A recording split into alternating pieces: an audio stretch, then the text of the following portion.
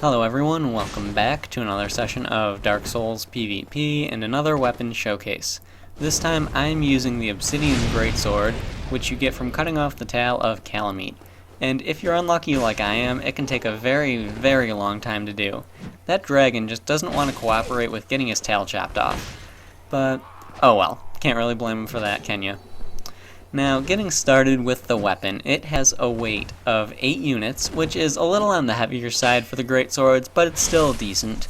It has an AR of 480, which is a little bit on the lower side for the greatswords, but it's still decent.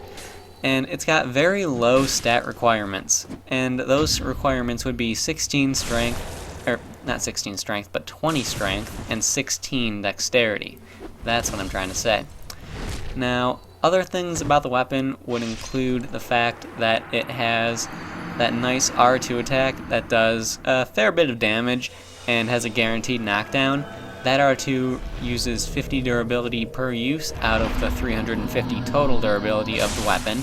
And as you can see right here, the weapon can in fact be buffed. So that's pretty good. I mean, overall, this thing has a lot of good things going for it, but it's really average if you're using it on a build that isn't meant to use this weapon exclusively. Now, there's a few reasons I say that, but I'll go into that a little later. So for now, might as well start off with the pros of the weapon. Now, the pros of the weapon, I would have to say the biggest one would be the fact it has such good damage output at such low requirements.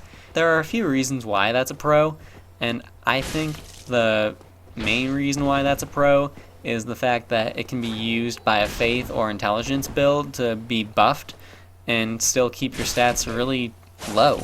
I mean, you don't need a lot of stats invested into using this weapon, so you can really focus on using or increasing your intelligence or faith.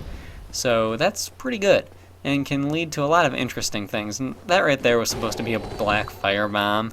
I probably would have killed him if I had actually used it, but oh well, it happens. Where was I? Other pros that this weapon has would include the typical greatsword pros, being the good ability to stun someone, the running attack stun at 56 poise, and the two-handed attack stun at 53. Let's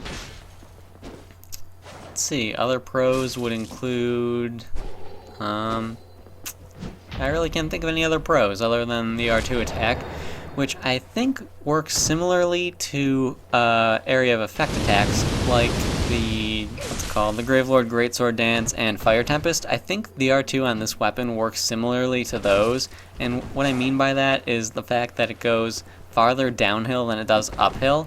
I'm not exactly sure of that fact yet.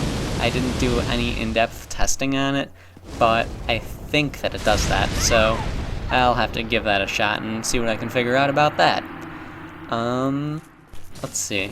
Now, the cons of the weapon, I would have to say the cons of the weapon would include the fact that it's got a slower swing speed than the other greatswords, and that's really not that much of a difference, but it's enough to throw off a few things. I mean, you can't combo as easily as the other greatswords to begin with because you have that R2 attack that's different than the other ones, but as far as combos with the R1s and when one-handing it, it just doesn't work as well because of the fact that it's slower. So that's really probably the main con in my opinion. Also, another big con with this weapon would be the fact that it doesn't really work out too well with people who are on quality builds. Now, what I mean by that is that it's just so much better in comparison when you use this thing on a faith or intelligence build or even a vitality gouge, that it just doesn't. There's so many better options on a quality build than this weapon, so that's really why I'm considering that a con. Now, other cons of the weapon I would have to say include, well, I mentioned the slow swing speed, I mentioned the lowish damage output and all that. You can't combo as easily, I mentioned that. I really can't think of any other cons for this weapon. It's relatively straightforward. There's not really a lot going for it unless you use it on an intelligence or faith build. And when you do that, it really does shine. This weapon is really somewhat meant for those kinds of builds, I'd have to say. And again, the reason for that is because it can be buffed. I mean, this thing does 480 damage regularly with very little invested into it. And if you throw on top of that Dark Moon Blade, Sunlight Blade, or Crystal Magic Weapon, plus other Faith or Intelligence spells to back it up, it's really a dangerous thing. I mean, you don't see very many people using it, and I'm not exactly sure why that is.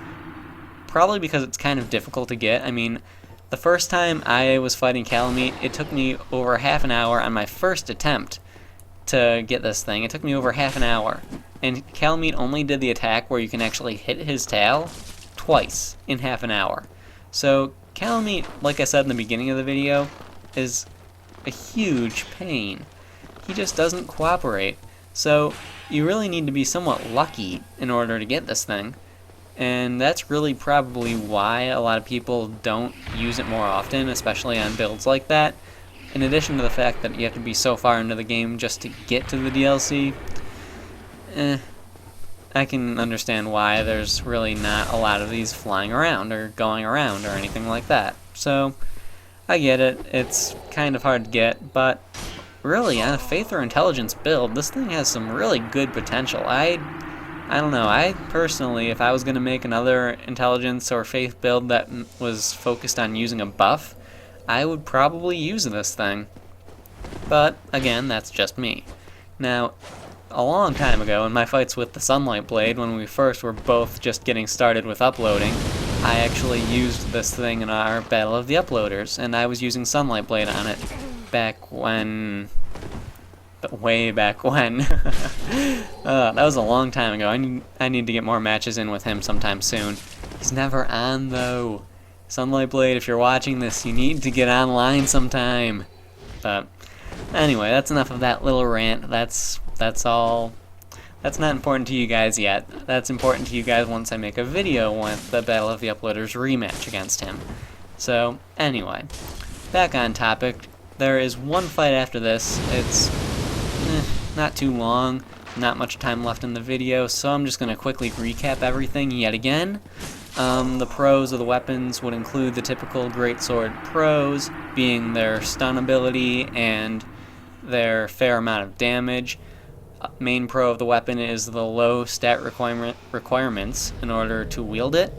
The cons of the weapon would be the lack of combo ability, lack of comboing ability, whatever the proper way to say it is.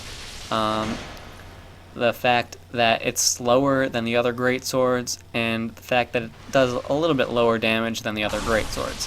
But overall, it's still a very good weapon. Oh, and another pro is, of course, it can be buffed. So overall, good weapon. I recommend trying it out. Hope you guys enjoyed the video, and I'll see you next time.